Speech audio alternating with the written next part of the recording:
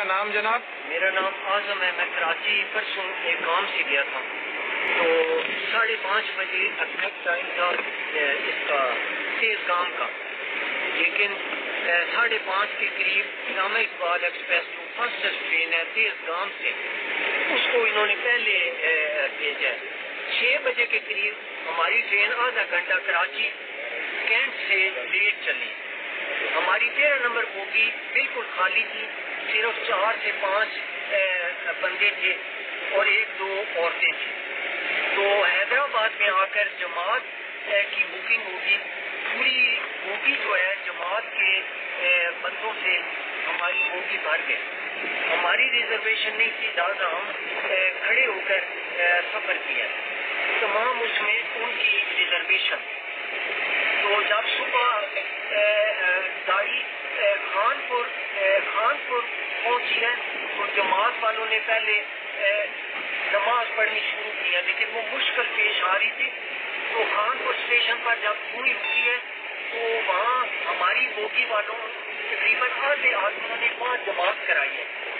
باہر نماز پڑھ کر وہ اندر آئے ہیں اور وہ یہ واقعہ 6:15 کا ہوگا کہ toilet 12 number bogie business class کے ساتھ 13 نمبر بوگی کے اندر ہم انٹر ہوتے ہیں تو ٹوائلٹ کے ساتھ ایک پنکھا ہوتا ہے. آپ بوگی سے خود چیک کر لیں کہ واقعی ہوتا ہے کہ نہیں.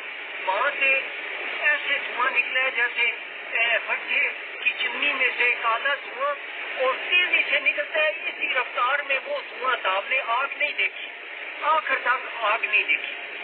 تو اس کو پہلے وہ ہوا، اس کے بعد وہ پنکھا نیچے گرا. وہاں جو بندہ کھڑا تھا اس نے کہا یہ ریلوے والے ہیں کہ یہ پنکھا بھی نیچے گر گیا. اس کے بعد وہ دھواں بڑا ہے، آگ میں نے نہیں دیکھی. تو جب دھواں بڑا تو ایک آدمی کے پاس ریلوے والوں کا جو فائر بجھانے کے لیے سرخ رنگ کا سلنڈر ہوتا ہے، میں نے خود دیکھا اس نے 2 مرتبہ کوشش کی ہے اور ہمیں اس نے کہا تمام کھڑکیاں کھول دیں کیونکہ اکانومی کی کھڑکیاں کھول جاتی ہیں. لیکن آگ سیکنڈز میں 13 نمبر بوگی کی طرف پڑ رہی تھی جیسے بھٹے کی چمنی کی عزت ہوتی ہے، وہ تیز پڑ رہی تھی.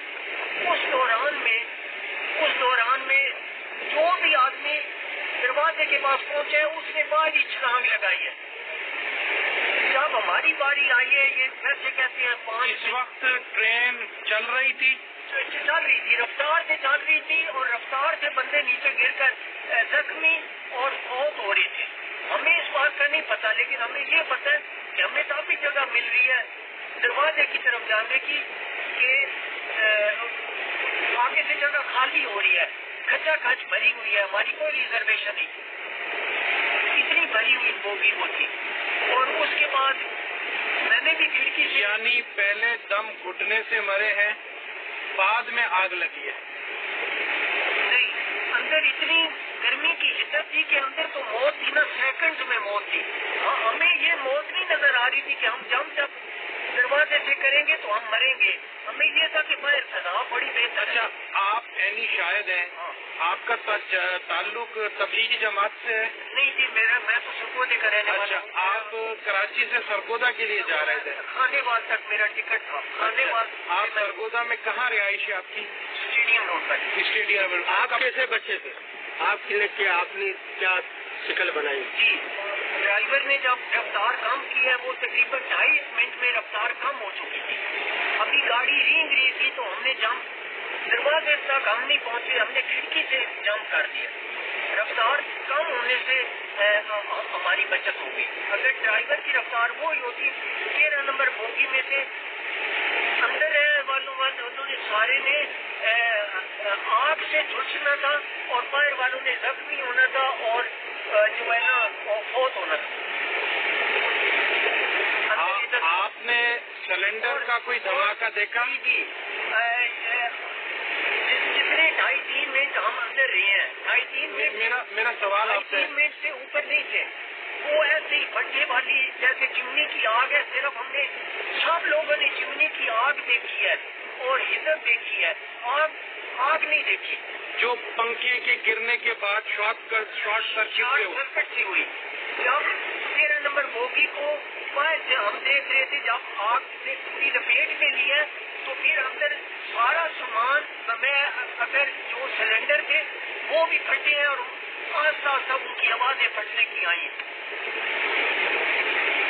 تو کیوں اگر سلنڈر سے یہ لگی ہوتی تو وہ آدمی جو فائر گزار آتا وہ اوپر، میں نے خود اس کو، میں اللہ کو حاضر ناظر جان کر کہتا ہوں، وہ اس پنکھے جہاں سے گرا تھا وہاں سے گزار آتا. وہ بہت بہادر بندہ تھا.